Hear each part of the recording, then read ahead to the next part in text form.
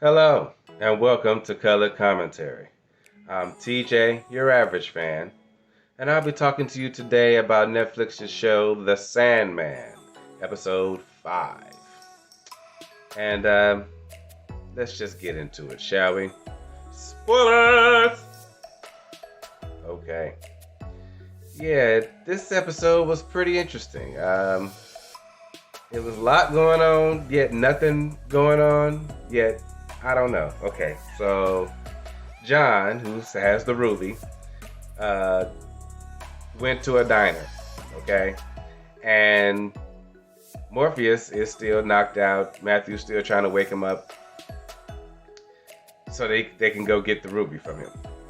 Well, while John is in this diner, which is where the majority of this episode takes place, he orders a coffee, he talks to the waitress, Bet, and then people started coming in. You got a young lady that got into a fight with her girlfriend over the night before, and she's worried about her because she left at 12 o'clock at night. She ain't seen or heard from her since, so she's worried about what happened to her. You got another couple, it's their 50th anniversary. They coming in to have a little lunch. You got another young dude. He came in. He's all dressed in a suit because he's going to an interview for one of the major companies in this little town. So he's, nervous and excited about that. Then you got Bet, who's clearly in love with the cook at the diner, as he's coming in for his morning shift.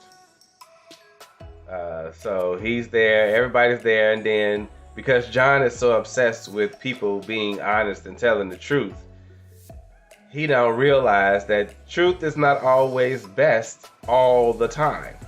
So he starts snatching away people's lives from them. Talking about he changing the world, and all hell breaks loose in this diner. I'm gonna just put it like that. We can keep it real simple. He gets Bet first with her telling the truth about he not handsome, and she goes and she starts talking to the cook dude, who tells her that the truth about he don't really like her like that. He just enjoy having somebody else cook for him and having dinner with her and her son, who he's actually sleeping with. Her son, her 21-year-old son, which I was like, still, dude, you like 40 something. You still way too old for her son, but that's another thing altogether.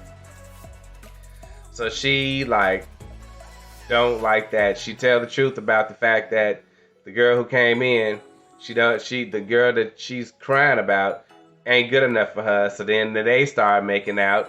The couple that came in for their anniversary, they are not happy because the wife is a control freak and the husband want to have fun and do other stuff, and the wife ain't with that.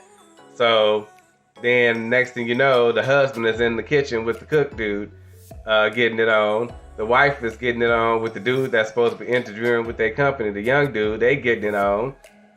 Everybody getting it on, apparently. And I'm like, what the hell is...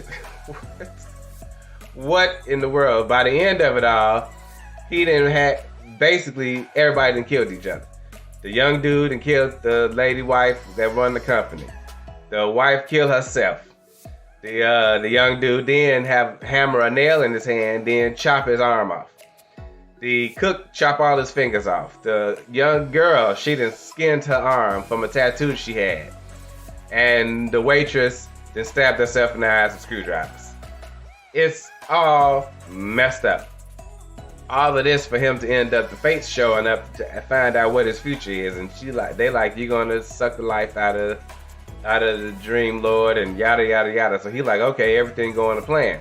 So then Morpheus shows up and he's trying to tell him, like, you are not showing people the truth, you taking away their hopes and their dreams, and so the dude's still not with it. So he take him to the dream world. He's like, if you're gonna take my job, you got to do it in my reality.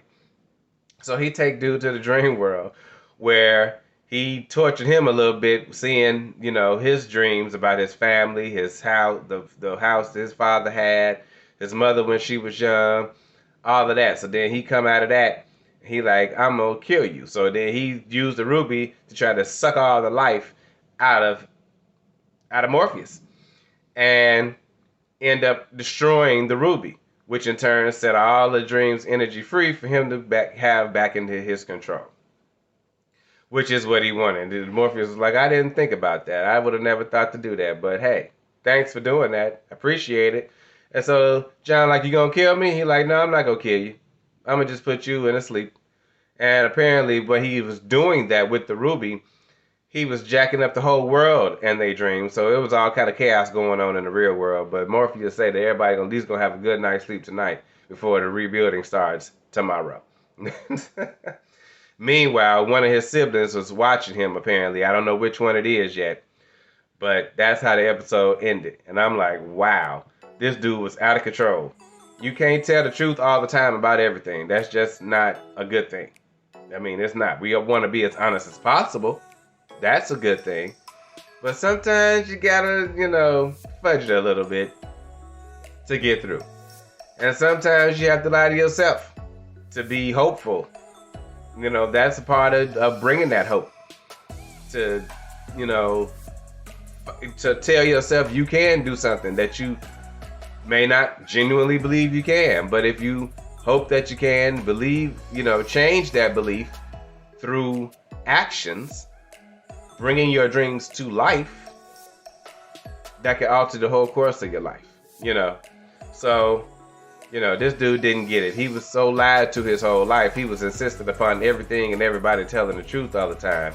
That's just, he never understood the power that having a couple of lies could have.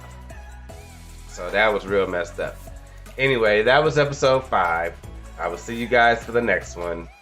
Have a great day.